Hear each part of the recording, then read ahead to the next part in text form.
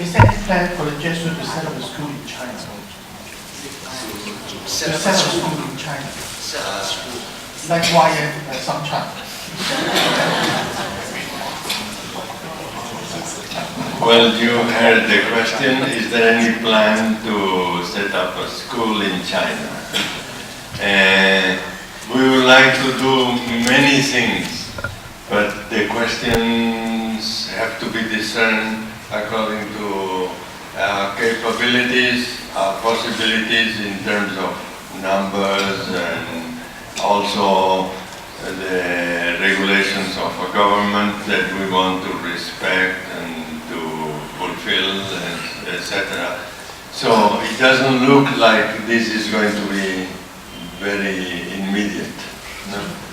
But we certainly would like very much. And there are some plans, and today we were talking with the Cardinal and the two nunci who are around, and there are some plans of doing something for education. So whatever the plans are. And we believe in education because the Ignatian spirituality, and I use the word Ignatian, Ignatian spirituality is mostly growth, in my understanding. And education is the best platform for growth. It takes a child, and through the years you accompany the child in his or her growth. No? So therefore we believe in education, and we would like very much to be able to serve in China in this line, but at present it doesn't seem like the immediate thing to do. John and then Father General, I'm John Tan, working as principal in when you went primary school. In our school, we often try to go back to the spiritual roots of the spirituality when we want to justify policies.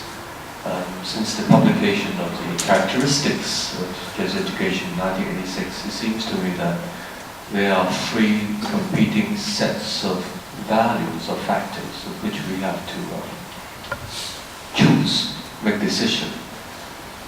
One is that collaboration among teachers is more important than the individual competence of teachers. This has important implications on issues like recruitment. If you have two candidates, one is individually more competent, but the other individual qualifications and competence weaker, but collaborative power stronger. Or how do we plan our appraisals? Do we appraise the teachers more in individual competence or the collaborative activity? The research in successful education systems seems to tell us that the students' education outcomes improve more when the educators in the system, whether it's a school or across schools or district, when they collaborate more rather than when we recruit stronger individual teachers. But our problem in finding the spiritual roots in the spirituality. Should we go to the collaborative work of the Trinity in the creation, or the collaboration of the first Jesuits? We don't know. But we can still make a decision, choosing the more, no, we don't use the jargon, the greater, which we tend to believe, according to research, is collaboration. But without the support from the spirituality, we are not so certain. This hasn't emerged. This wasn't so evident in the 80s. The other set seems to be capacity building of teachers rather than accountability. Our school, like most schools in Hong Kong, are 100% subsidized by the government. With the current political situation, accountability is very much the focus of the public and the government and so on. But research in successful systems seems to indicate that we should put more resources in building the capacity of the workers rather than making them accountable all the time. Again, should we draw the spiritual source from our image of God, or whether it is more an accountable God demanding accountability than building our capacity, or what other spirituality source should we draw to? And the third is technology. Information technology wasn't very common when the characteristics were drafted, but now there seems to be a craze of preferring technology, especially to suit the styles and preferences of the students over pedagogy. Sometimes teachers choose technology for the sake of technology rather than pedagogy. So if technology has to be rooted in pedagogy, is there a source in, I don't know, principal foundations, or where can we draw the spiritual source to justify this election of technology over pedagogy? Thank you. This is quite a question. But I think there is a lot of reflection in the question, and it's worth entering into the problematic, because what you are proposing is a question of balance. So more collaboration than competence. I think we have to reach a point where the fruit in the students is a determining factor, and we are told that they learn more if there is collaboration than if each one is very competent but separate, no? And all that. So this has to be evaluated, but at the same time make sure that our teachers are competent, because we want our students to be competent also. No? So therefore it's a question of balance. It's not a question of which one is the one we are going to develop. I personally am not very keen in climbing to the Blessed Trinity very fast, no? Because I think it's explaining a reality, a human reality with a mystery, and mysteries don't explain. They inspire, they help, but they don't explain. So therefore, otherwise we imagine the Trinity like three ordinary persons that collaborate and so forth. No? So I would not recommend to go too high, but to find in the interaction between us, among us, already the balance that is going to help us. And the same with capacity building or accountability. Both are necessary. And the question is, which one do we think that we have to develop because it's underdeveloped, and how far? So it's the same as we were saying before. You know, Jesuits so dedicated to the work that they end up being bossy. Well, this is not. They are overdoing it. I mean, there is a dedication that is open to the humanism of art and music and people and humor and so forth. So we cannot be so working machines that we don't understand anything else. You know? So it's a question of balance always. And I would say the same applies to technology or pedagogy. It's not a question of choosing, it's a question of technology we are not going to do without. The native digital people, they are before us. and they are going to come to the school. We can forbid to use the telephone in one way or another, but their mind is already demanding that, no? And therefore the question is, how do we enter into the world so that we can accompany that? No? And as you know, the young people don't want to learn swimming on a dry deck. No? They like to jump into the water right away. But they welcome if somebody who swims better than them is at their side and telling them, you are wasting a lot of energy in your breathing. You can do it like this, no? Or like that. That they welcome, because they know that they don't know everything. And they welcome direction and they welcome help, but it has to be accompanied, not teaching them, I know everything and you don't know anything, and you have to learn, on a dry deck, move your right arm first and then your left arm. They will not enjoy that. So the same thing happens with the technology part.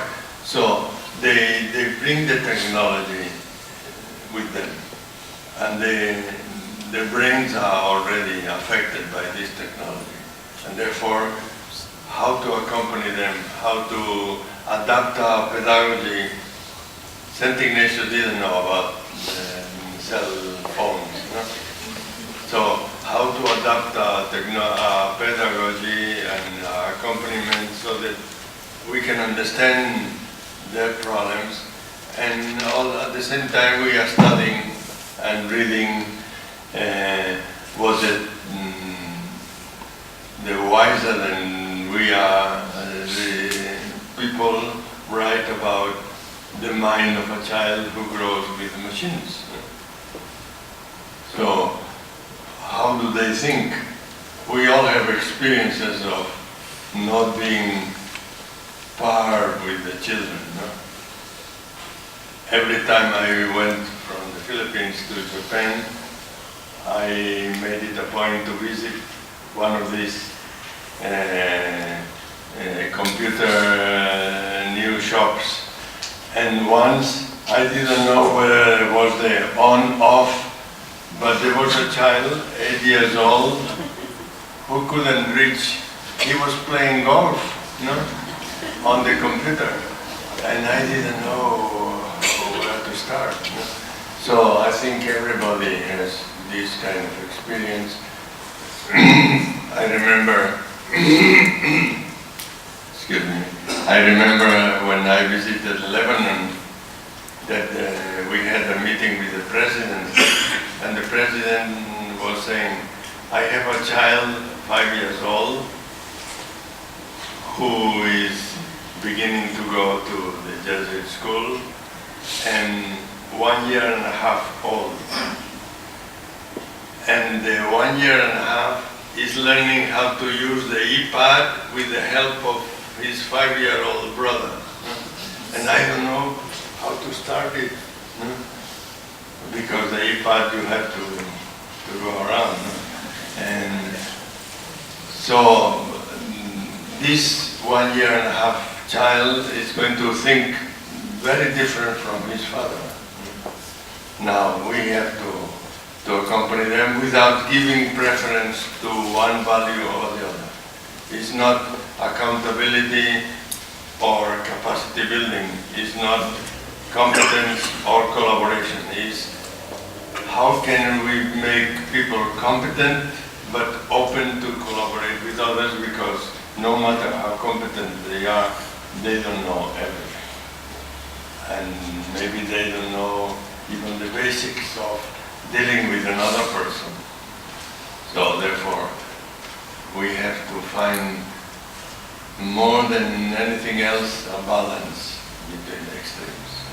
And this is very Ignatian, very Ignatian. So reality is not black and white. Reality is a mixture of of things. And that's why there are so many ways of handling reality, and that's why it's so difficult, because it's a mixture of things. And finding the way, as the poet says, the way is done walking. No? We have to walk and take the risk, like the Pope told us. The Jesuit was something that he considers typical of a Jesuit. Is a person of the incomplete thinking. Incomplete because it's open to new research, to new data, to new factors, and then you complete. And Benedict XVI, not only Pope Francis, but Benedict XVI said, I prefer an agnostic who is in search to a Catholic who thinks that he knows all the answers. No? Because then that Catholic will not be searching anymore, and will be coming away from the mystery of God every day. No? While the person who searches because there is more to reality than what we see. So therefore it's a search more than choosing. Who is the next? Gary? I'll be shorter in my... I make it short. 18 members of the Christian Life community in Hong Kong and school manager of YN Hong Kong. Two observations, Father General. We talk about collaboration from what you presented. All right, that's two-way collaboration. Working for the Jesuit is quite different from working with the Jesuit. From what you address about upper or lower hand, openness is more for working for the Jesuits. And but working with the Jesuits, we required both sides to be on equal footing, equal status. Personally, myself, as the members and others, will be very happy working with the Jesuits and for the Jesuits, and we're very grateful for the Jesuits who has given us spiritual formation and now training us as an adult, talking to us and working with us as an adult and adult. But General, could you speak more about the issues or your experience about collaboration with the Lay Institute? And what are the things that we need to take note of? Yeah, thank you. When I speak of collaboration, I always think the Jesuits and others working in the mission of God. This is a new terminology in the Church. We spoke of the mission of Christ. Now the Church uses more, and at least Benedict XVI used it at least twice. I was in the seminar where this word came for the first time. We are all involved in the mission of God. It's God's mission, it's not our mission.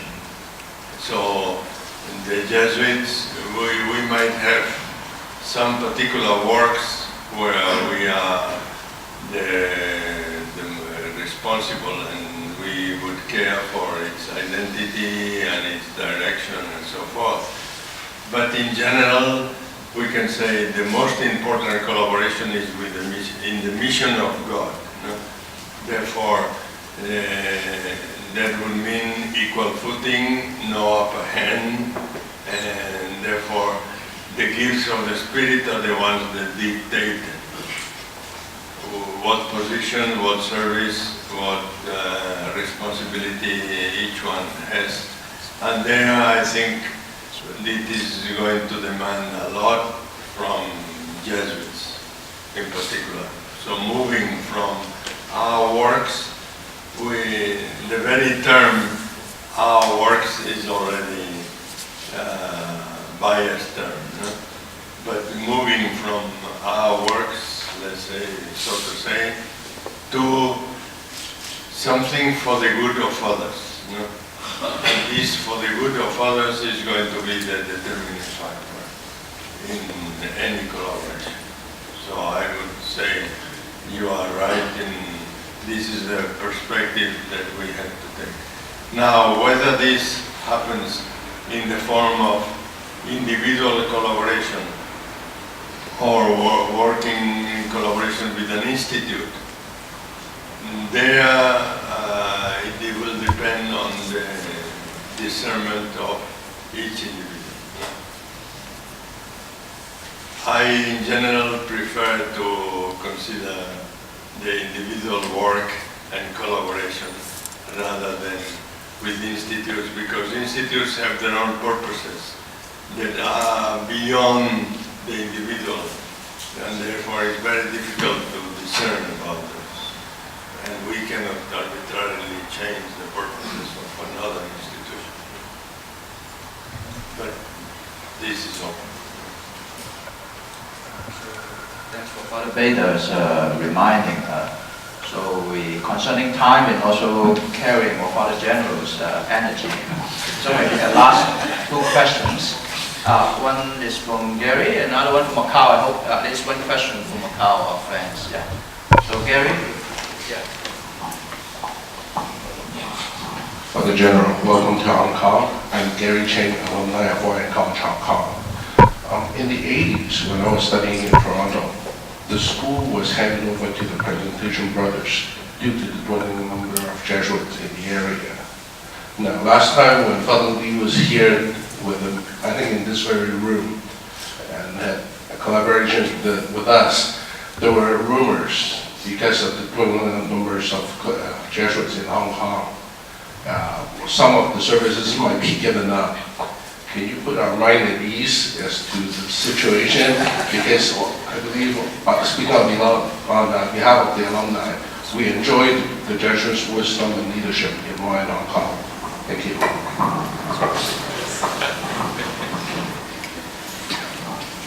How can I put your minds to rest?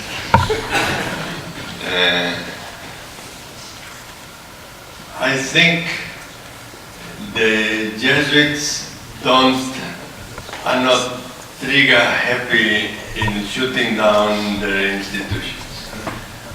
So, as I said at the beginning, we are now less than half the number we were 57 years ago, and that means that and the works are more, because we have opened new works and we haven't closed that many, a couple of them maybe, but not that many. So, and I think collaboration gives us a new hope. So we can continue dreaming because you are here, and because you are also concerned with vocations to the society. And I hope that when you see a young, promising man who is thinking about dedicating himself to something worthwhile, you make them think that maybe becoming a Jesuit is not a bad idea. So, the thing is, do we pass the responsibility to the laity and continue supporting and assisting, or do we pass it to another congregation and we move away?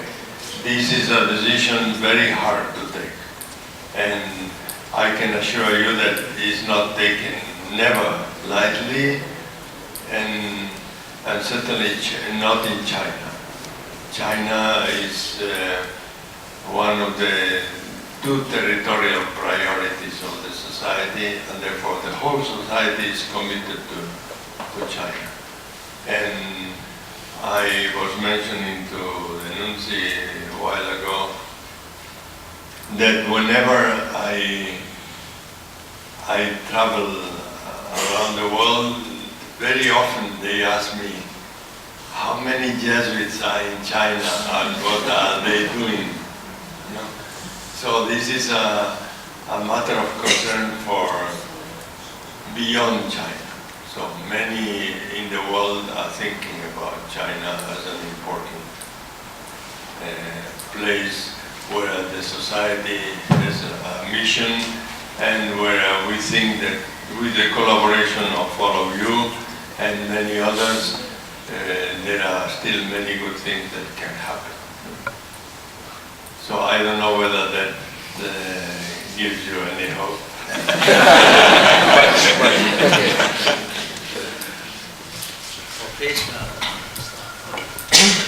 May I speak in Chinese? Sure, we can translate. Okay. Yeah. Okay, thank you. Okay.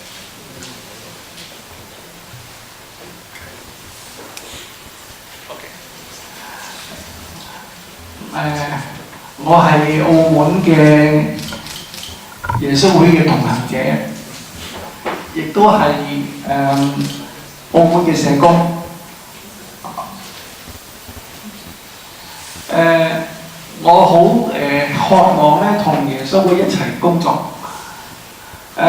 最近我喺澳門咧有機會咧去參與澳門家庭暴力法案嘅起草。喺呢個過程裏邊咧，我哋出現咗好多嘅訴求，其中一個就係同性戀嘅人士咧，係渴求咧喺家庭暴力法裏邊咧係要得到保護。咁我哋我再講一次最拉尾。OK， 同性戀嘅人希望喺澳門嘅家庭暴力法裏邊咧，都接受埋佢哋嘅保護。咁換句話嚟講咧，佢哋希望同性戀嘅婚姻咧係被認同嘅。咁作為一個天主教徒咧，我係一個社工。我出現咗個問題，咁我覺得耶穌會係有個能力咧，去面對現代社會嘅挑戰。咁我好渴望想聽下耶穌喺呢個世界上面咧，而家好多嘅價值觀係正在轉變緊，正在轉變緊。現代嘅價值觀逐步轉變緊。咁我哋都睇啲新聞咧，我哋耶穌會士嘅教宗咧，都相對以前係開放嘅，亦都尊重同性戀嘅人。所以其實我哋都諗緊，咦，我哋嘅大公教會咧，會唔會逐步咧對於同性戀嘅態度咧有唔同嘅睇法？所以我有兩個問題，一個問題係耶穌會普世嘅耶穌會點樣去協同大公教會咧去面對呢個價值觀念嘅轉變過程裏邊，耶穌會有咩角色同埋有咩嘅工作係做緊呢？第二咧，作為係一個耶穌會嘅同行者啦，一個教友，我想聽下耶穌會嘅神長咧俾翻意見我。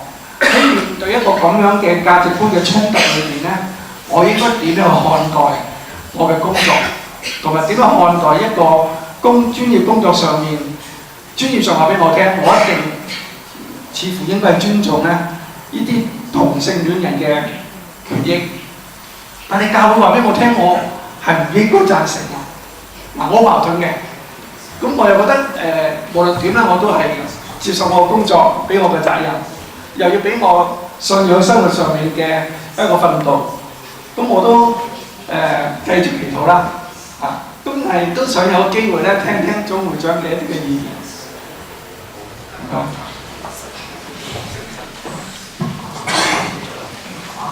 This is a hard question. And I'm not an expert in this matter, so I cannot claim to have studied all the consequences and the factors related to that. But I would say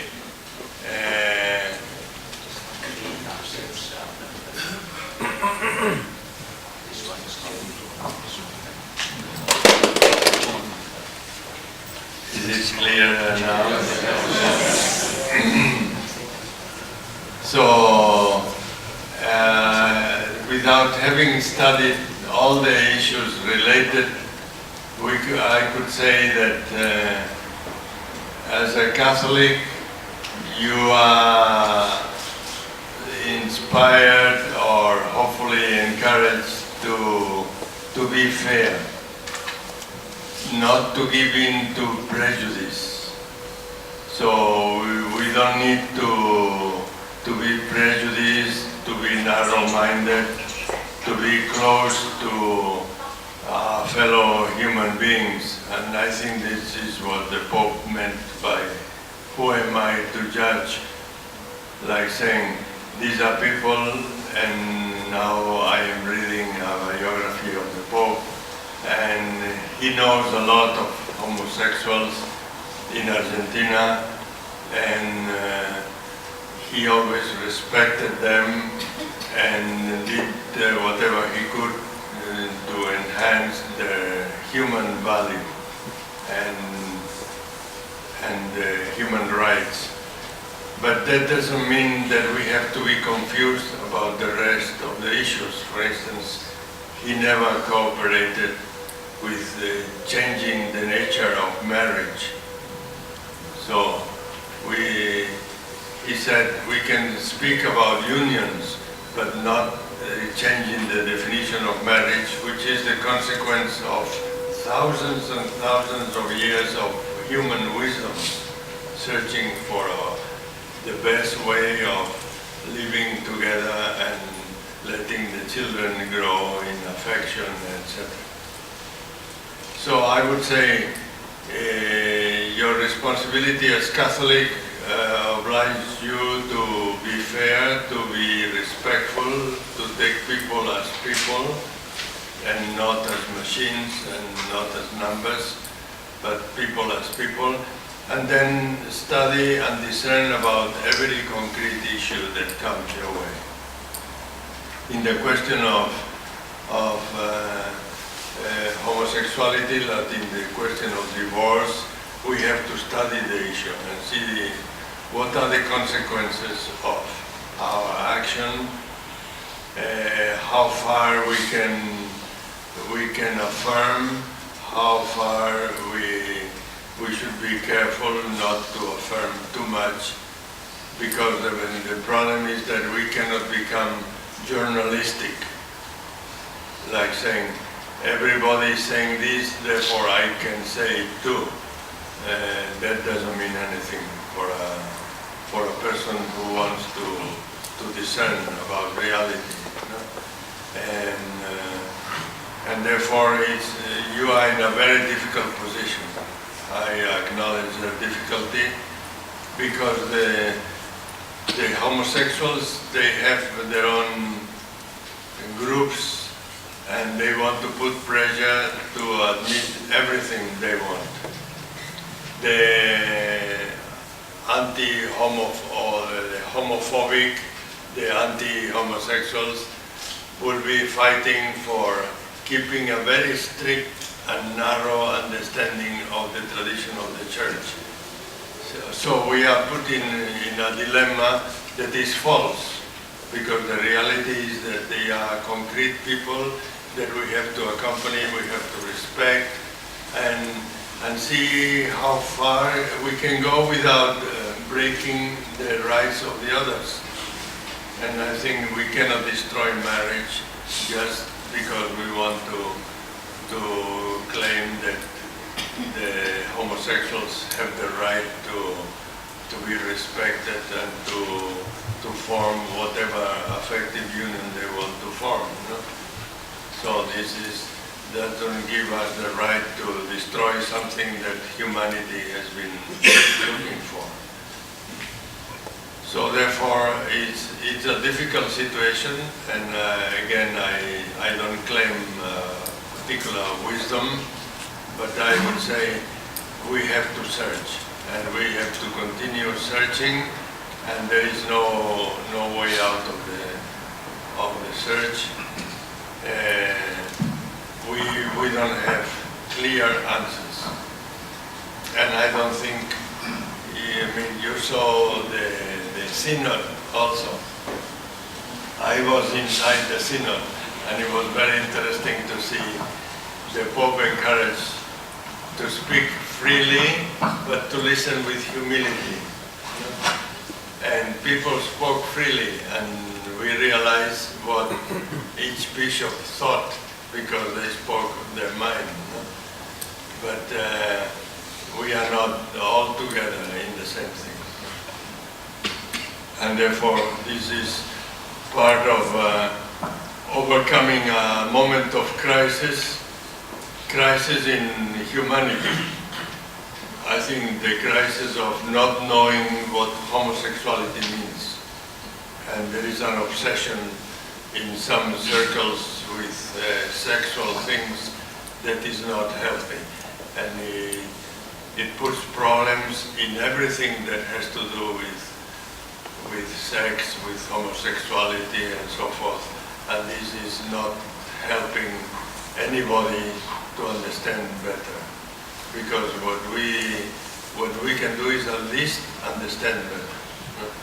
How they feel, what are their rights, what are the respect they deserve, and then see what possibilities in society are there for them to follow, but without destroying all the wisdom that we have acquired in the past. I know that I don't have the answers, so don't expect a magic answer, but I think